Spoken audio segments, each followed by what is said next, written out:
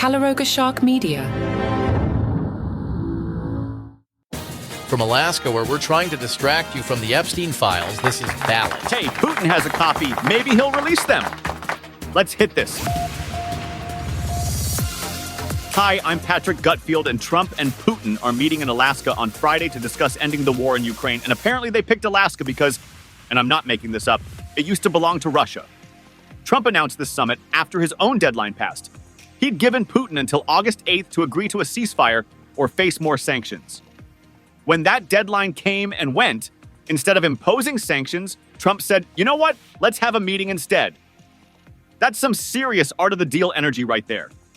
The whole thing started because Trump promised as a candidate that he could end the Ukraine war in 24 hours. We're now 7 months into his presidency, 3 rounds of failed peace talks and 1 missed deadline later.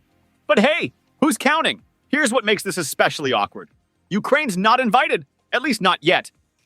Zelensky has made it pretty clear that any deal made without Ukraine would be what he calls dead decisions, which is diplomatic speak for, are you kidding me right now?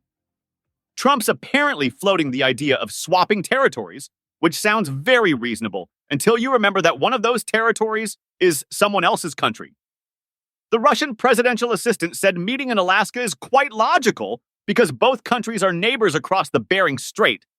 Sure, if you ignore the fact that there are 2 sovereign nations and several thousand miles between them. But Putin's delegation can just fly over to Alaska, which makes it sound like they're dropping by for a barbecue. Sure, Alaska is right next to Moscow, just 11 time zones away.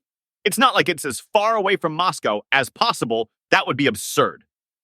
Trump took to Truth Social Sunday with what can only be described as his most ambitious urban planning proposal yet, telling homeless individuals in Washington, D.C. to pack up and move out immediately. And by immediately, he apparently means very fast, which in Trump time could mean anywhere from tomorrow to the heat death of the universe. The president's post, complete with photos of roadside tents, declared, "There will be no Mr. Nice Guy." A phrase that suggests there was previously a Mr. Nice Guy version of Trump that we all somehow missed. Was that the guy who served McDonald's at the White House?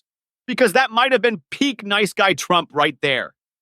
Trump promised to give homeless individuals places to stay, but clarified these would be far from the capital, presumably somewhere between Mars and his golf course in Bedminster.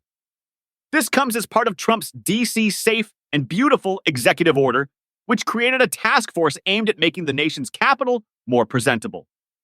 It's the governmental equivalent of your mom frantically cleaning the house before company arrives, except the company is foreign dignitaries and the mess is human suffering. The president has long complained that D.C. is horribly run, which if you're asking me if someone in D.C. is running things horribly, well, I won't argue. So there's a gold mine in Idaho that wants to power its operation with a nuclear reactor you can ship in a container. And suddenly I'm thinking maybe we've taken the whole portable power thing a little too far. The Golden Chest Mine, which sounds like something from a pirate movie, or even worse, something Trump might want to do on a date, wants to be the first to use these micro-reactors that are small enough to fit on a flatbed truck. We're talking about nuclear reactors the size of shipping containers that can generate enough power for 1,000 homes. Or as one company put it, enough to power a remote island owned by a billionaire. Which raises the question, how many billionaire-owned islands are there that we need to plan nuclear infrastructure around them? These mini-reactors are nothing like the massive nuclear plants we're used to. No cooling towers, no concrete structures the size of sports stadiums.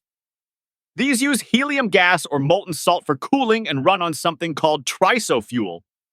Uranium pellets the size of poppy seeds that the Energy Department claims are meltdown-proof. They're essentially nuclear power for people who want to order it on Amazon Prime. But not everyone is thrilled about trucking nuclear reactors around the country. Ed Lyman from the Union of Concerned Scientists called the idea madness, saying we'd be putting them in nooks and crannies in populated areas next to data centers and factories without any off-site emergency planning, which does sound like the setup for a disaster movie. Coming this summer, Micro Meltdown, when small reactors cause big problems. My favorite detail, a billionaire apparently contacted one company asking if they could use a micro reactor to power a completely self-sufficient island, with its own vertical farm and desalination plant. The company said, certainly possible. Great news for Dr. No. So Truth Social just launched their own AI chatbot, and apparently nobody told it the company talking points. This thing is supposed to be Trump's answer to biased big tech AI, but instead it's out there fact-checking its own boss. The AI, called Truth Search AI, which is already a pretty bold name choice, keeps telling users that actually the 2020 election wasn't stolen, tariffs are just a tax on Americans, and Barack Obama polls better than Trump. When asked about January 6th, it called it an insurrection linked to Trump's baseless claims. Now, I don't know what's funnier, that they built an AI that disagrees with everything Trump says, or that they're apparently surprised by this.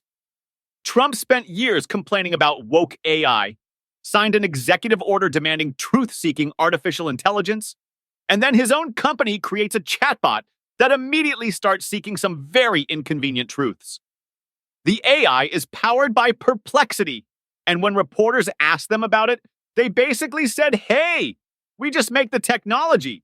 What Truth Social does with it is their business, which is the tech equivalent of selling someone a shovel and then acting shocked when they dig a hole. But here's my favorite part. When Trump posted that crime in Washington is totally out of control, his own AI responded by saying, actually, the FBI reports substantial declines in violent crime. It even italicized the word declines, which feels a little passive-aggressive for artificial intelligence. So now Trump has to decide, keep the AI that contradicts him, or admit that maybe reality has a liberal bias after all, or reassign it to write lame jokes for a podcast. That's what I would do. Release the Epstein Files, you coward. From the creators of Palace Intrigue, a new chapter in royal history begins. William and Kate's wedding captures the world's attention, but royal life isn't as perfect as it seems. Tensions rise as Harry meets Meghan, sparking a divide that will shake the monarchy to its core. From explosive interviews to family scandals, the royal family faces its most public challenges ever. As King Charles takes the throne, the future of the monarchy hangs in the balance. Family secrets, royal rifts, and the future of the crown. Crown and Controversy, wherever you get your podcasts.